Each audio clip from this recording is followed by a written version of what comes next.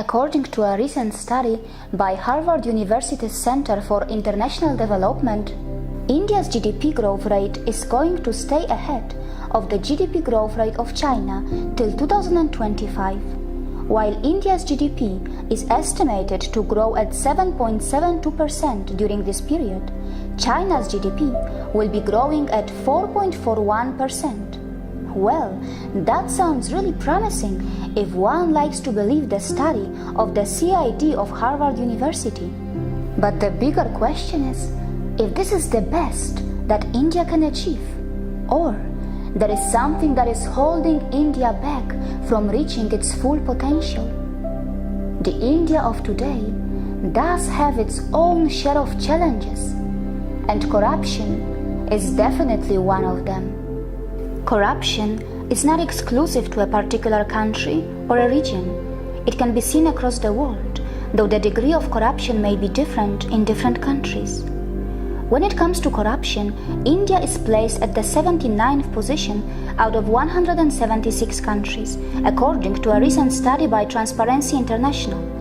As one can see, Denmark tops the list with the best score of 90, and India has just 40 points, similar to China and Brazil. According to Transparency International, there are around 53% people in India who are happy with how the government is fighting against corruption. As one can see, in Thailand, the people who are happy with their government efforts are even higher at around 72%. And in South Korea, only 14% people are happy with their government efforts. In Europe, the situation is even worse in countries like Spain, where around 80% people think that their government is doing badly in fighting against corruption. In France, it is more than 60%, and in the UK, it is around 55%. On the other hand, there are 41% people in India who think that the level of corruption has increased, and in China, it is as high as 73%. Corruption, which is often classified as grand, petty, and systemic, can hurt any society, and India, as a country, has suffered a lot from this. Corruption can occur in all sectors, whether they are public, private, or even charitable and religious institutions. Police, schools, hospitals, sport institutions. Corruption in India is mostly everywhere. The bribery rate is also very high in India. There are around 69% people in India who said to have paid a bribe while accessing basic services. When corruption reaches the offices where driver's licenses are issued, it can compromise the safety of citizens on the roads. And when it reaches sectors like judiciary, it can literally paralyze a society. Corruption can bite people in form of favoritism, nepotism, bribery, embezzlement, theft, fraud, or extortion and blackmailing. Corrupt politicians give clearances to those projects and grant licenses to those individuals who may not be so deserving. Corruption is also a roadblock in attracting foreign investment, as it discourages the potential foreign investors. Due to bribery, environmental laws are not fully enforced, and corruption also gives birth to many illegal small or big factories which continue to cause pollution. Not just that, corruption also expands the undesired informal economy. During my travels in India, I ended up meeting some random citizens who told me that there are incidents when a poor father sells his land to pay the bribe to get his child a government job. And the same father now expects his child to earn back the money that was paid as a bribe. And that can only be done through accepting bribes, as the regular salary may not be enough. So, it is actually a vicious cycle. I was even told how in many cases a corrupt judiciary can help the actual offenders go unpunished, and on the other hand, in some cases, it can also help innocents in getting rid of the false allegations against them. It is believed that corruption thrives when there are complications and red tape in bureaucratic procedures of the government institutions. But who should be blamed for corruption? Is it the political parties, or is it the weak law? Is it the self-centric attitude and greed of the people, Or is it a work of those who deal in all sorts of organized crimes?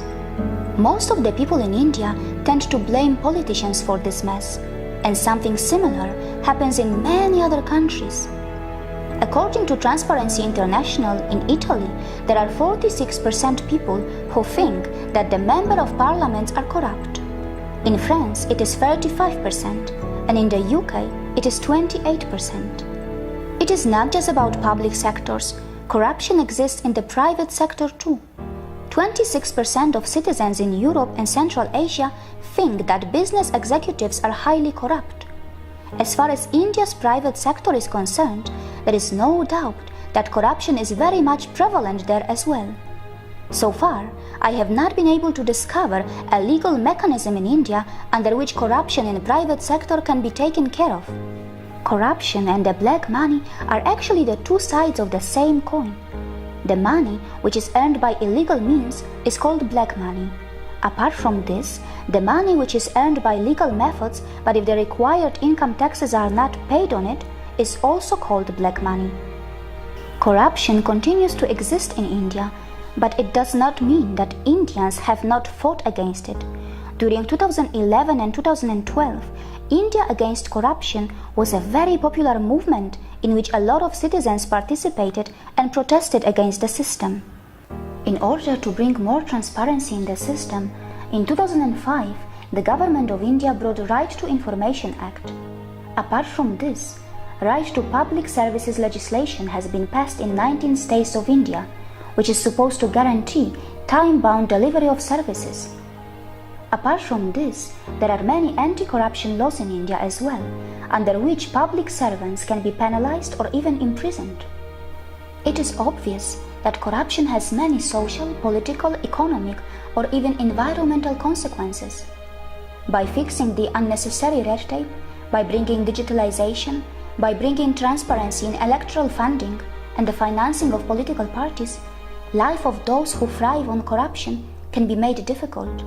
In India, many political parties continue to accept donations without disclosing them, and there are many voices in India which are rising against this. There is no doubt that central and state governments of India can win back the trust of the citizens by punishing some well-known offenders, regardless of their political or business backgrounds. Such steps can send a message to the people that their governments are serious about the fight against corruption. Use of advanced anti-corruption mobile applications, footage capturing through mobile phones can be initiated, but at the same time, safety of complainants has to be ensured. Further, those who misuse the laws by false allegations must be punished as well. And last but not the least, there has to be ways through which corrupt media can be taken care of too. For many years, trucking industry has been one of the major sources of corruption in India, and after the recent implementation of GST, it will be interesting to observe if it can bring any positive change in this particular sector.